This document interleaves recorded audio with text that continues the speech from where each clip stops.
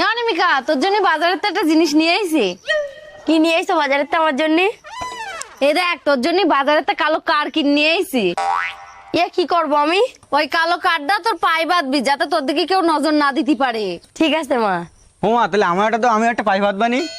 তোর জন্য তো আমি নিয়ে আসিনি। কেন আমার জন্য নিয়ে আসনি কেন? এর জন্য তো নিয়ে আইছো, এ বাড়ির সব কাজ বাজ করে দেয়, তাই সব বুঝি আমি। রাহুল, ওইসব কোনো ব্যাপার না। তোর তো খারাপ শক্তি হাতাতে বাঁচার জন্য তোর নিজস্ব শক্তি আছে, তার জন্যই তো আমি তোর জন্য নিয়ে আসিনি মানি।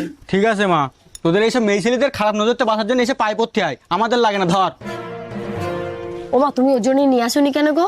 আরে অনিমিকা, ওর মধ্যে নজর দেওয়ার মতো কি আছে রে?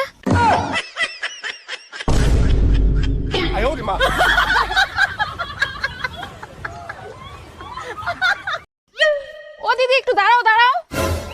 ও দিদি, তোমার ছেলে কি ফাঁকা আছে? কেন, কি দরকার বলো? দিদি, এই স্কুটি চাবিটা দিচ্ছে, আমার বাড়ির লোকে একটু ডাক্তারের কাছে নিয়ে যেতে পারো না তোমার ছেলেকে? কিন্তু কাকিমা, আমি তো স্কুটি চালাতে পারি না, গিয়ারওয়ালা গাড়ি চালাতে পারি। ও দাঁড়াও দাঁড়াও, 1 মিনিট, আমি বাড়ি থেকে আসছি। এ নাও দিদি 100 টাকা, বাজার থেকে চুরি কিনে এনে তোমার ছেলে হাতে পরিয়ে দিও।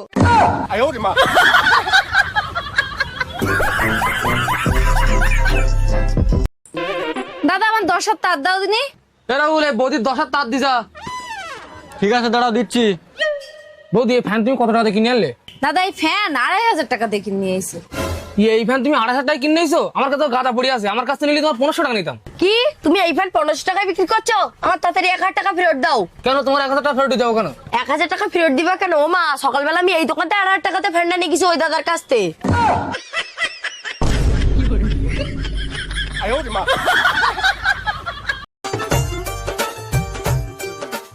বলছি দিদি, এবার মেয়েটাকে ডাকুন, একটু দেখি।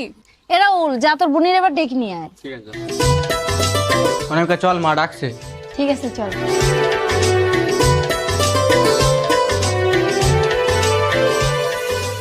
মেয়ে তো আমাদের খুবই পছন্দ হয়েছে।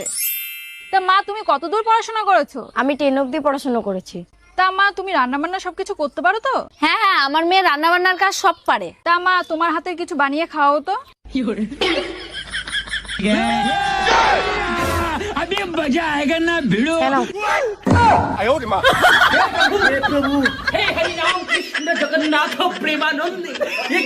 এই নাও তোমার মিষ্টি। কত হয়েছে দাদা? 160 টাকা। ও দা, এটাও 150 টাকা আমার কাছে না, 10 টাকা কম আছে। আমি তোমার কালকে দিয়ে যাবো, তুমি যেন আমার কিছু বললো না। তুমি কি আমার ভিখারি মনে করেছো না যে 5-10 টাকা দিয়ে তোমার আবার বলতে যাবো? ও দি, ও দি, দাঁড়াও দাঁড়াও দাঁড়াও দাঁড়াও। ও দি, 5 টাকা বাকি নিলে তো 2-3 দিন হয়ে গেছে, এবার টাকাটা দিয়ে দাও নাকি? বাকি নেওয়ার পরে আর টাকা দেওয়ার কথা মন থাকে না তোমাদের, বলো? ও দা, না তোমার এই মিষ্টি রাখো, আমি বাড়িতে 10 টাকা নিয়েছি, তারপর তোমার মিষ্টি নিয়ে যাবানি।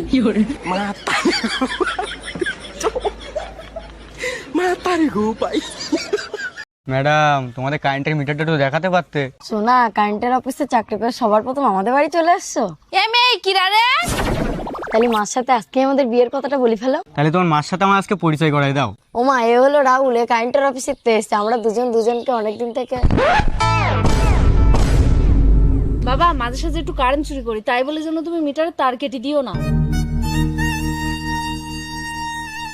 কাকিমা, তুমি যেন এরকম ভুল কাজ আর কোনোদিন করে না। তোমার মেয়ের সাথে চেনা পরিচিত ছিল বলে আজকে কম টাকা নিলাম।